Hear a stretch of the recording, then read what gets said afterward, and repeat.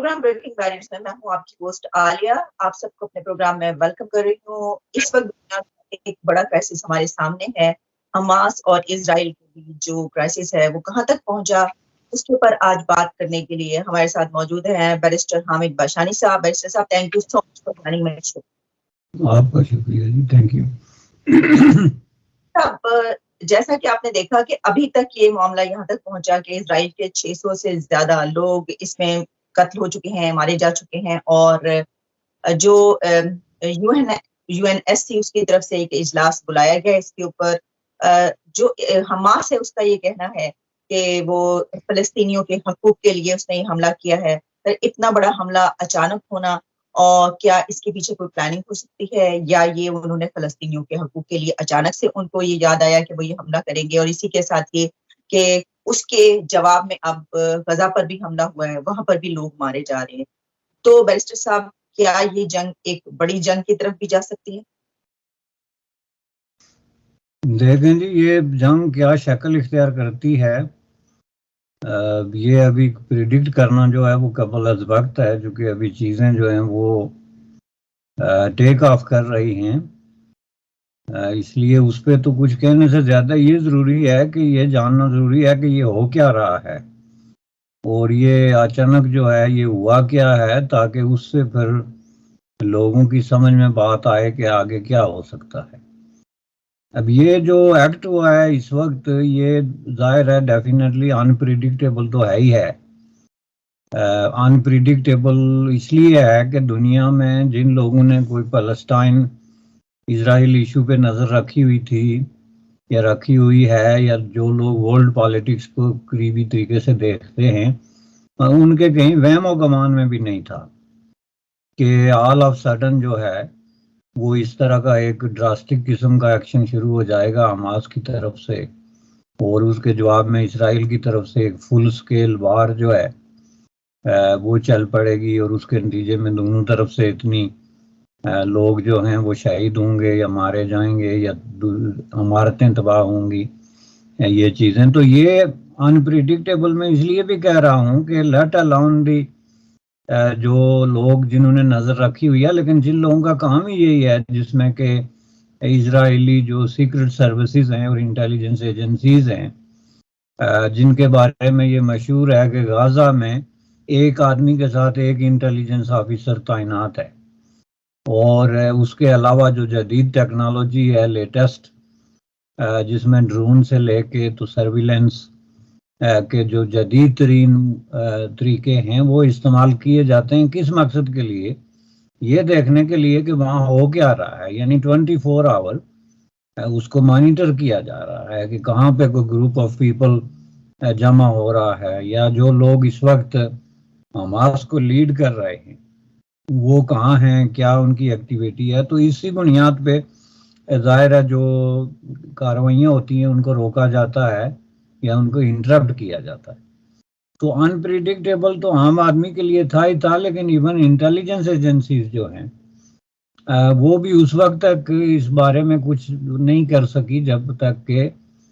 ये पूरा एक फुल स्केल किस्म का इवेंट अनफोल्ड हुआ इसराइल के अंदर जाके, जो कि एक हैरत अंगेज किस्म की जो है वो चीज़ है। तो इसको ज़रा जो है वो समझने की ज़रूरत है कि जो स्टेटमेंट हमास ने दी है कि ये हमने फ़लस्तीनियों के हकूक़ के तहफ़्फ़ुज़ के लिए या वो उसके उसूल के लिए किया है, तो इसके लिए जो है और उसके ख़िलाफ़ जो रद्द अमल है, दोनों को समझने के लिए पहले ये जानना ज़रूरी है कि जो हमास का ये दावा है कि हम फ़लस्तीनी अवाम को रिप्रेजेंट करते हैं और हम जो काम भी करते हैं उनकी अच्छाई, उनकी बेहतरी या उनकी भलाई के लिए करते हैं, ये कोई अनचैलेंजेबल दावा नहीं है। जिस तरह के आप लोगों ने उम्मत मुसलमान में इसको एक मुकद्दस किस्म की स्टेटमेंट बना के पेश कर दिया है कि अरब कंट्रीज में जश्न मनाया जा रहा है या पाकिस्तान में जुलूस निकल रहे हैं और लोग जो है वो खुशी का इजहार कर रहे हैं कि फ़लस्तीनियों ने इसराइल पर हमला कर लिया। मेरे नज़दीक मैं इसको इस तरह नहीं देखता कि ये फ़लस्तीन का इसराइल पे हमला है।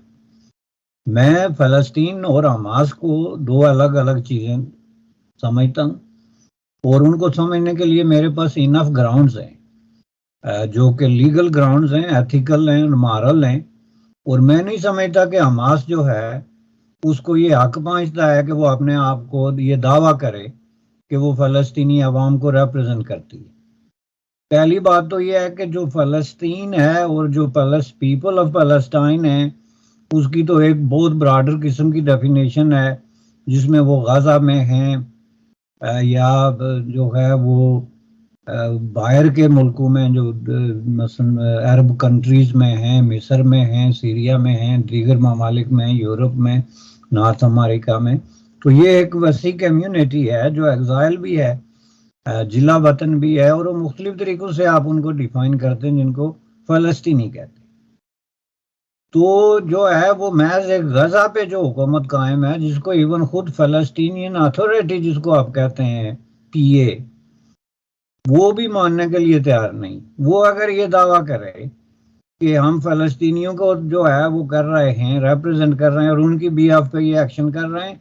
तो nobody is going to buy that. वो टाइम जो है वो गुजर गया है। उसकी वजह यह है कि इस तरह के जो काउंटर प्रोडक्टिव किस्म के एक्शन इन्होंने माजी में किए हैं, उसकी वजह से जो फ़लस्तीनी काज है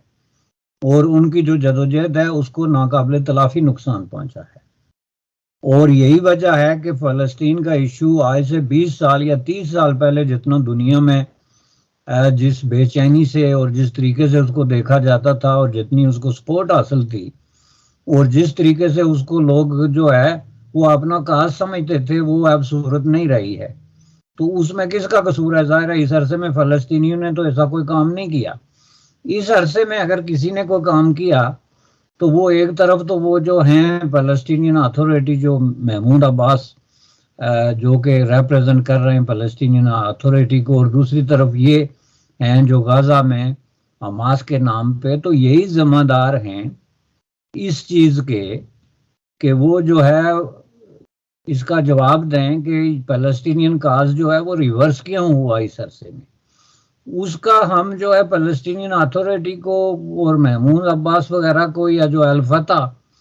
या वो तंजीमें जो उनके साथ हैं, उनको इसलिए हम मोर्द इल्ज़ाम नहीं ठहरा सकते कि उन्होंने वायलेंस जो है उसको बहुत पहले तर्क कर दिया था और उन्होंने as a matter of policy ये डिक्लेयर किया था कि हम अब वायलेंस जो है उस पर अमल नहीं करते और किसी हम मुखालफत करते हैं। जबकि उसके बरक्स जो है वो हमास ने वायलेंस और जहाद के दरमियान जो एक बारीक फ़र्क होता है उसको मुकम्मल तौर पे मिटा के वो जो है बड़े पैमाने पे जहाद का नाम देने की कोशिश की और उसमें वो सक्सेसफुल भी रहे, जिसमें गाजा में उनके ज़ेरे असर जो इस्लामिक क्लैरिक्स हैं या पूरी दुनिया में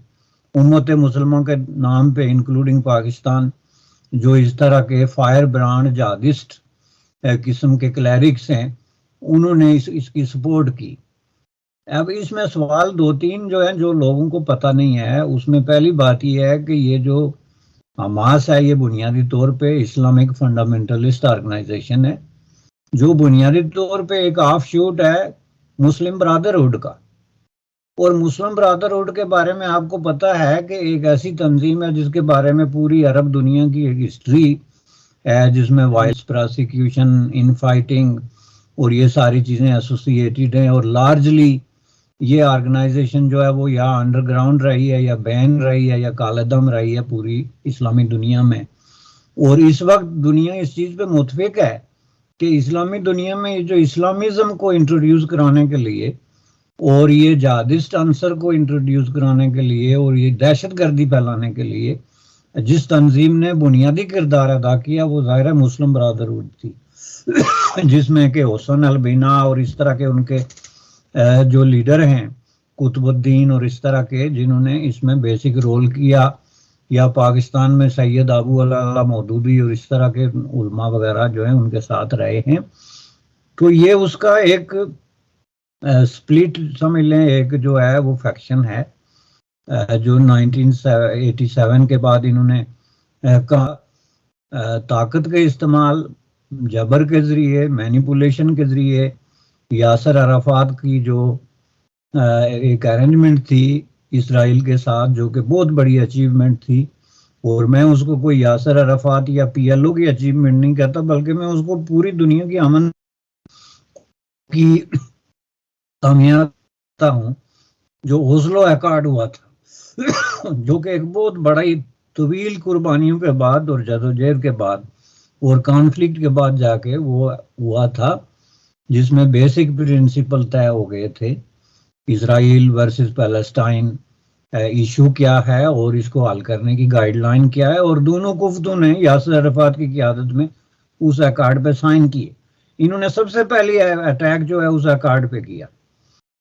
जिसकी वजह से पैलेस्टीनियन अपनी मंजिल के तकरीबन करीब पहुंच चुके थे। उसके बाद इन्होंने violence as a daily mean जो है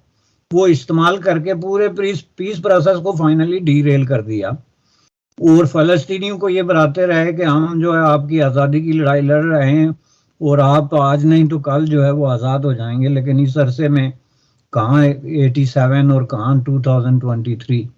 ये जो अरसा गुजर गया, इसमें आपने देखा कि उन्होंने सिर्फ ये किया कि गाजा में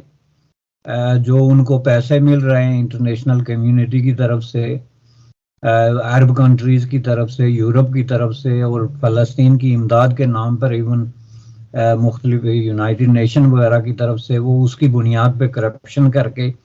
तो उन्होंने एक निज़ाम कायम किया हुआ है वहाँ पे। और 2006 से लेके आपको पता है कि वहाँ पे इलेक्शन नहीं हुए,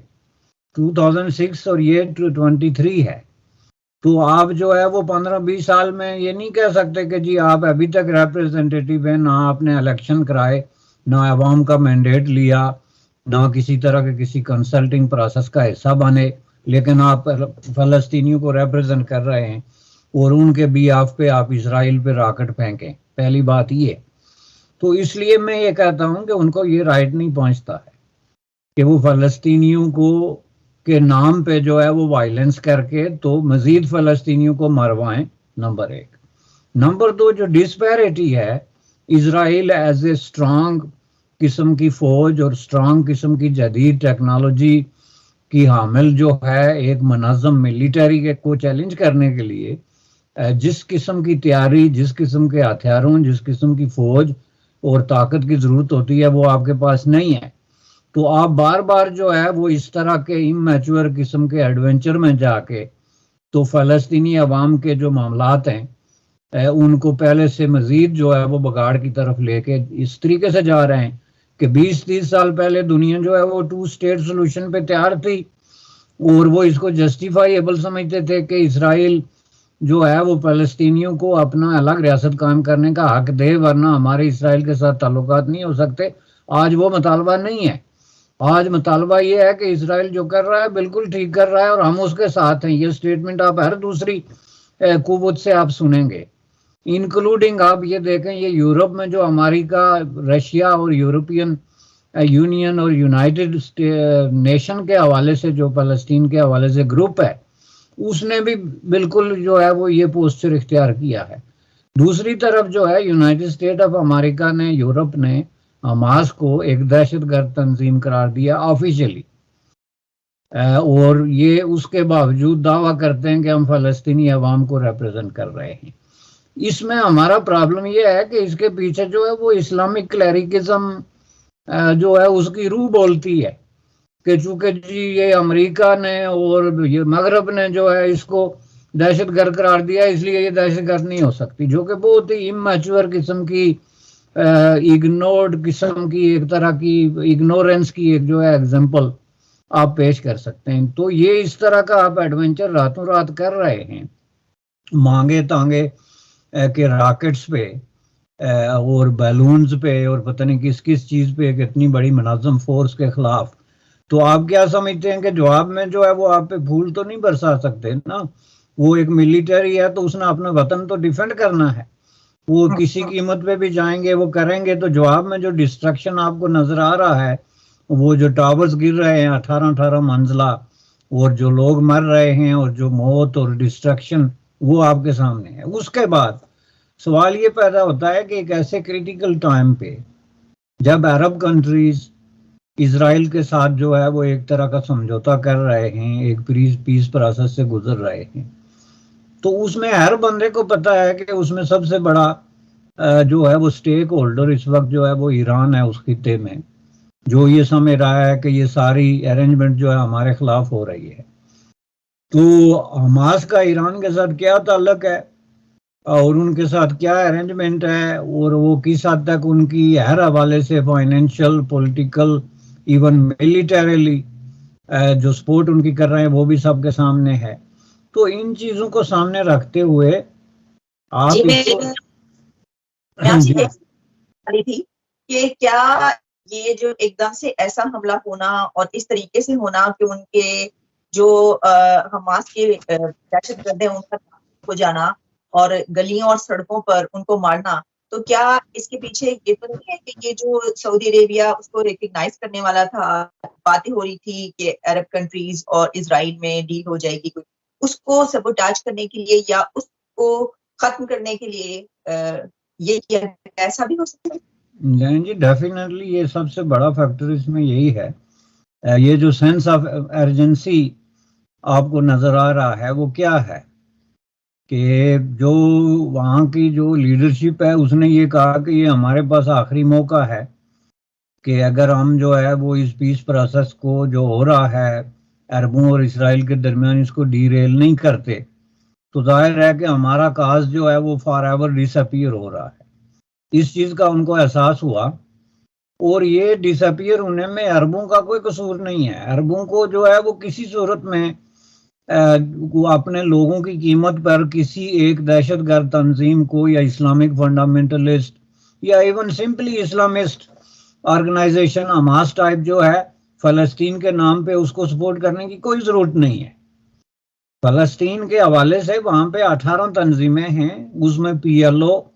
के नाम से अगर ना सही लेकिन जो पीएलओ की बाकियात हैं, अल-फतह है, इस तरह की बेशुमार ऑर्गेनाइजेशंस हैं जो कि यासर अराफात के ज़माने से लेके एक जो पीस प्रोसेस है उसको उस तरीके से चलाना चाहती हैं। तो उन सब को जो है वो डीच करके तो अरब कंट्रीज जो है वो हमास के पीछे नहीं खड़ी हो सकती।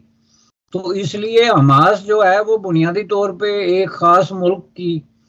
एक जो है समझ लें कि एक प्रॉक्सी बन गई और उस प्रॉक्सी को इस तरीके से इस्तेमाल किया जा रहा है और इस बेदर्दी से इस्तेमाल किया जा रहा है कि उनको जरा भर इस बात की परवाह नहीं कि जो नैते फलस्तीनी हैं वो किस कदर जुल्म और जबर का शिकार होंगे। इसराइल की जो उनका जो बैकलैश होगा, उनका जो जवाबी हमला होगा, उसके नतीजे में किस कदर तबाही और बर्बादी आम आदमी का मुकद्दर बनेगी। एक स्टेट को आप रिप्रेजेंट करने का जब दावा करते हैं तो आपकी बुनियादी जिम्मेदारी जो है वो अपनी सिटीजन ऑफ दैट स्टेट है, in this case citizen of Gaza, उनकी सेफ्टी और सिक्योरिटी है। तो आप इधर से बम फेंक दें और उधर से आने वाले बम को रोकने या उसकी प्रोटेक्शन के लिए अपनी पॉपुलेशन को बचाने के लिए आपके पास कोई चीज ना हो और ये ऑब्वियस हो कि आप जो है वो बम फेंक के तो देन यू वेट फॉर अल्लाह कि अल्लाह उनके बम के आगे जवाब में जो है हाथ रखेगा, तो ऐसे तो होता नहीं। तो आप अपने लोगों को मरवा रहे हैं और ये एक क्लासिकल केस है। ये जो है इस तरह की कुफ्तों को आप कहीं भी, ये बिल्कुल इसी तरह कश्मीर में भी हुआ था कि जहाँ पे मिलिटेंसी जो है उसने इंडियन मिलिट्री के खिलाफ एक बहुत बड़ा चैलेंज लेके